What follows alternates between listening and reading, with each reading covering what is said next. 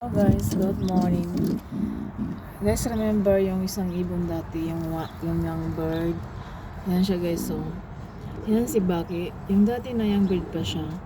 Nagkaroon siya ng cancer, adenovirus, salmonella, at saka paramyxovirus. Pero guys, ayan siya, nakasurvive na siya. Nakasurvive siya, malaki na siya, alhamdulillah. Ito naman yung kapatid niya. Kaso nga lang, ang susungit nila. Ayan o. Nilalamig kasi sila guys. Malamig talaga kasi ngayon eh. Ayan yung dalawa na yan. Ayan, pati yung kapatid niya na nakaraan na pinost ko, yung tumitik na hindi, ayan sila guys.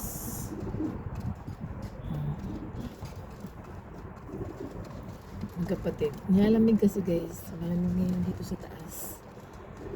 Ayan. Parang sa grabe guys. Parang mix virus ang hirap. Kung tawagin ay baliling, yung umano yung ulo. Ayan lang guys. Thank you.